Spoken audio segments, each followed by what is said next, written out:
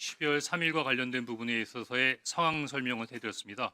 그러면서 이거는 제가 추정이자 판단이지 어떤 정보 보고에 근거한 부분은 아니지만 정보 관료로서의 오랜 경험상 지금 최근에 있는 사항을 판단해 보니까 2차 계엄까지는 안 하더라도 최소한 2차 군사 개입의 가능성이 대단히 크다라고 정보위원장께 보고드린 건 사실입니다.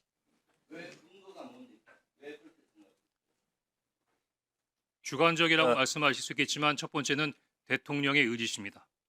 제가 그 비상계엄 이후에 여러 가지 부분에 있어서의 움직임을 볼 때 대통령께서는 비상계엄이 잘못됐다 또는 대통령 국민에게 사과해야 될 부분이다 또 의지를 꺾지 않고 계시다는 부분들이 여러 가지 부분으로 느낄 수 있었습니다. 두 번째는 그 다음날 김영현 국방장관을 경질합니다. 아마 경질할 수 있는 상황이라고 생각되는데 제가 깜짝 놀란 것은 김영현 장관이 경질된 다음에 그 다음 신임 국방부 장관을 추가 임명하기 위해서 노미네이션 하는데 제가 그때 제 판단으로는 김영현 장관이 뒤로 물러났지만 영향력이 사라진 것은 아니구나. 왜? 김영현 장관의 추천에 의해서 그 후임 국방장관이 추천됐다고 생각하기 때문입니다. 또 하나는 저는 경질했지 않습니까? 안 하겠다 그랬더니. 그런데 당시 방첩, 특전, 수방 관련된 부분 모든 당시 계엄국의 순회는 멀쩡했습니다. 대통령의 의지를 가지고 있고 장관도 김영현 장관의 영향력 안에 있는 사람인데 계엄 관련된 부분에 군 지휘관들이 모두 다 건재하다고 하면 언제든지 다시 모빌라이즈 할 수 있다고 생각했습니다. 더구나 제가 굉장히 위험하다고 생각했던 부분은 여기 사령관님들도 계시지만 처음에 국회에 진입할 때는 누구의 지시에 의해서 그랬다라고 할 수 있지만 그 상황이 발생하면서 내가 내란죄로 소추당할 수 있는가 하는 부분에 있어서의 위기와 불안감을 느끼고 있는 상황에서 3명의 사령관은 상황에 따라서는 첫 번째와는 달리 훨씬 더 강하게 군사적 개입에 개입할 수 있겠다라는 생각을 했습니다. 또 하나는 제가 나름대로 이 부분의 의견을 몇 분한테 내니까 못 봤어? 국회에서 시민들이 미니까 군인들이 밀려나잖아. 그거는 그렇지 않습니다. 제가 군 출신이라서 그런데 군사의 무력이라고 하는 것은 더구나 군중이라고 하는 것은 상황에 따라서 크게 변합니다. 더구나 첫 번째 국회에 들어가서 그렇게 실패했는데 두 번째 만약에 군사 개입을 한다면 똑같이 국회에 사람들을 몰려와서 할까요? 아마 제가 보기에는 군인들이 거부할 수 없는 상황을 만드는 계엄으로 갈 수밖에 없는 그런 상황을 만들려고 했겠죠. 저는 그렇게 추정했습니다. 제가 지금 깜짝 놀랐어요. 그래도 대국정원에 차장을 역임하신 분이 어떻게 개인의 추정이나 판단에 의해서 제2계엄이 있을 수 있다고 그렇게 이 자리에서 말씀을 하실 수가 있습니까? 개인의 추정이자 판단이지 않습니까? 자, 그러면은 차장님 보세요. 제가 좀 이따가 여기 사령관들한테 하나하나 물어보겠습니다. 진짜 그 내란이 웃어요 지금? 제 표정이 잘 안 보입니다. 아니 지금 웃으셨냐고요? 아닙니다.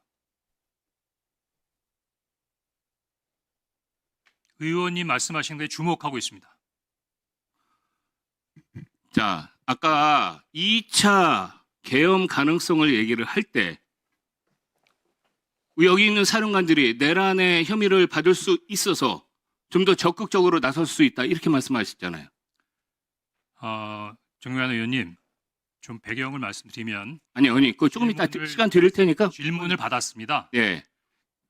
지금 이 자리에서 제가 얘기하는 것이 아니라 12월 6일 정보위원회에서 그렇게 얘기를 했냐라고 말씀하셔서 그 자리는 다소 이렇게 공개적인 자료가 아니라 정보위원장과 양당 간사가 있는 자리니까 제 의견을 얘기한 것입니다. 공개적으로 얘기한 것이 아니고 제 추정으로 얘기했습니다. 맞습니다. 하지만 공개적으로 얘기했거나 이 부분에 대해서 그렇게 마무리해 주세요. 1번 드리세요. 사람들은 추정이나 판단에 의해서 말씀하실 수 있지만은 그래도 국정원의 차장은 저는 그렇게 개인적인 판단이나 추정에 의해서 말씀하시면 안 된다고 생각합니다. 특히 그래도 국가 안보를 위해서 희생한 우리 여기 사령관님들 30여 년 이상 우리 차장님 30여 년 이상 하셨다며요. 국정원에서. 여기도 다 군생활 30여 년 이상 하신 분들이에요. 자, 잠시만요. 들어가시고 시간 잠깐 멈춰주시고 곽정곤 전 특수전사령관 앞으로 잠깐 나십시오. 예, 전 특수전사령관입니다. 자, 계엄에 실패했기 때문에 2차 계엄을 조금이라도 색한 적이 있습니까? 없습니다. 자, 들어가십시오. 다음 이진우 수방사령관. 예. 자, 계엄에 실패했다고 생각을 해가지고 이거 2차 계엄을 통해 가지고 이렇게 다시 되돌려야지 되겠다라고 한 번이라도 생각한 적이 있습니까? 전혀 아닙니다. 예, 이상입니다. 의원님, 제가 한 가지 좀 우리 차장님께 예, 질문 좀 드리고 싶습니다. 예, 한번 말씀하십시오. 제 시간이니까. 예, 자, 앉으세요. 아니 지금은 왜냐하면 앉으세요. 왜냐하면 저의 이런 사령관 들어가 앉으세요. 증인들끼리 어디서 질문한다는 거요? 예, 경고죠. 왜냐하면 우리 사령관들이 2차 계엄을 한다고 했는데 자, 알겠습니다. 발언 기회 주시면 사람이 다시 시작하겠습니다. 네. 나라의 전면지도 현장 감각이 그렇게 없어? 존경하는 김성훈 간사께서 홍장훈 차장에 대해 이거 당신 추정 아니냐 자꾸 이렇게 이야기하시는데요. 저도 국정원에서 차관급으로만 4년 가까이 일했습니다. 국정원의 훌륭한 정보관의 평가의 기준은 뭐냐? 수집, 분석, 평가, 판단, 건의 이 5가지 단계를 누가 잘하느냐 하는 거예요. 수집, 분석, 평가, 판단, 건의예요. 그래서 이 사람은 인적 요소를 봐서 윤석열이라는 인적 요소를 보건대 제2의 경험을 할 것 같다라고 판단하는 것은 매우 훈련되고 숙련된 정보관의 고급 판단입니다. 이것에 대해서 나하고 생각이 다르다? 그렇지 않습니다. 제가 계엄령 한다고 했을 때 존경하는 우리 신원식 장관께서 뭐라고 그랬어요? 괴담이다. 사실은 제 미쳤다 수준의 발언을 저한테 하셨었어요.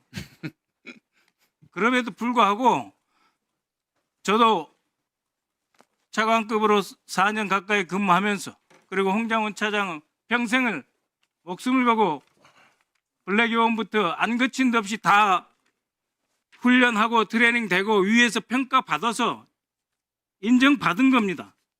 그래서 수집, 분석, 평가, 판단이라고 하는 이 과정을 거쳐서 자신의 의견을 말하는 것이지 그냥 나는 그렇게 생각하는데 근거 없나? 그렇지 않습니다. 그러니까 평생을 국정원에서 계신 분에 대해서 그렇게 말하면 안 된다고 생각을 합니다. 사령관님, 그 증인들끼리는 서로 문답이 안 되기 때문에 아까 그 말씀하시고 싶었던 사항을 그냥 저한테 답변 형식으로 좀 말씀해 주시죠. 네, 저는 다른 뜻은 아니었고 저도 이 정말 중요하고 엄중한 이 국정원 감사라는 걸 알고 있습니다. 근데 그럼에도 불구하고 저의 어떤 재판에서의 문제뿐만 아니라 다른 분의 영향을 줄 수 있는 질의 같은 경우는 굉장히 삼가하고 제한 답변을 못 드리고 있습니다. 근데 오늘 그 차장님께서 말씀하시는 중에 현역 군 사령관들이 어떤 근거인지 모르지만 재차 계엄을 할 수 있다. 뭐 그런 준비가 되는 사람 같다. 그거는 굉장히 좋지 않은 발언이 아닌가. 또 저분의 직책은 굉장히 그 정보의 어떤 수장으로서 굉장히 근거가 있어야 되는데 그런 부분에 대해서 굉장히 제가 개인만이 아니라 수도방위사 전 장병들의 어떤 명예와 관련돼 있다 생각하고 좀 조용히 하세요. 말씀하세요. 그래서 제가 만약에 근거가 있으시다면 그 12월 3일 날 그 2시간 동안에 수방사가 무슨 일이 있었는지 아시는가? 또 4일, 5일, 6일 날 사령관이 뭐 했는지 아신다면 정말 무슨 팩트가 있어서 한다고 하지만 그걸 답변 못 하시면 그냥 막연한 추상이 아닌가. 그리고 굉장히 위험한 발언이 아닌가. 그런 생각을 했습니다. 군검찰 다 조사 받으셨죠? 그렇습니다. 예, 우리 사실대로 얘기를 하고 진술했죠? 예, 그렇습니다. 예, 공소장 2번 받아봤죠? 그렇습니다. 예, 그 공소장을 근거로 해서 제가 몇 마디 물어보겠습니다. 자, 계엄 당일날 국회에 출동한 우리 계엄군에 대해서 활동에 대해서 국회 본회의장에 190명 정도 들어왔다는데 실제로 190명이 들어왔다는 것은 확인도 안 되고, 그러니까 내가 계엄 선포되기 전에 병력을 움직여야 한다고 했는데 다들 반대해서 누가 한 말입니까? 그 부분은 제가 자, 여기서 오케이, 드리셔야 좋아요. 됩니다. 해제됐다 하더라도 내가 2번, 3번 계엄령 선포하면 되는 거니까 계속 진행해. 누가 얘기했어요? 마찬가지로 제안이 되겠습니다. 그래놓고 여기서 무슨 큰 소리 칩니까? 뭐 위험성을, 그런 위험한 얘기를 하지 말라고요?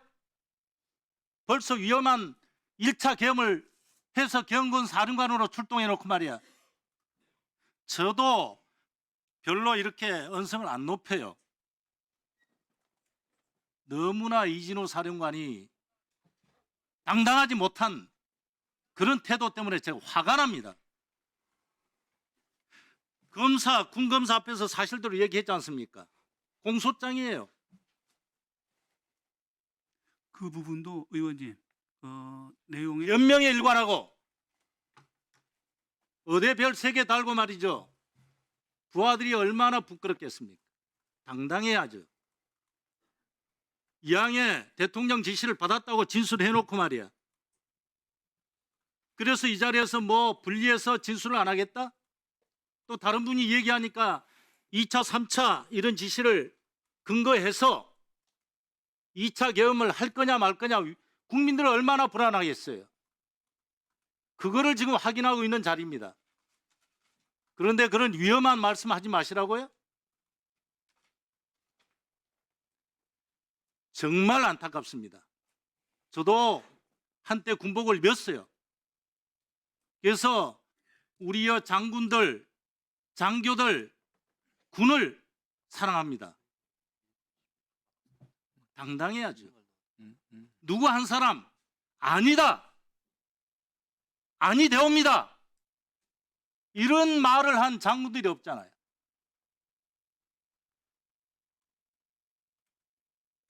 그래서 개인의 불이익만 생각하고 군의 명예는 어디 뭐 던져버렸습니까?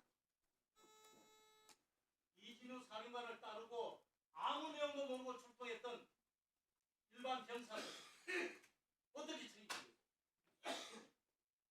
당당하게 사실은 사실대로 얘기를 해줘야 교훈이 되죠. 이진우 사령관 같은 군인이 다시는 나타나지 않죠. 그 책임을 좀 다해 주셔야 돼요. 의원님 말씀 명심하고 때가 되면 제가 군인답게 다 밝힐 겁니다. 역사 앞에, 국민 앞에 좀 당당하시고요. 병사들한테, 부하들한테 좀 당당하세요.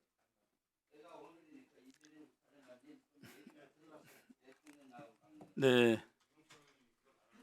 네. 우리 저 이진우 사령관님 바람대로 좀 나오십시오. 12.12 신군부 군사 쿠데타 때 정성화 육군 총장, 정병주 특전사령관, 김진기 헌병감, 장태한 수방사령관, 정말 참 군인이었잖아요. 그런 참 군인의, 민주적인 군인의 모습을 좀 보여주시기 바랍니다. 네, 들어가십시오.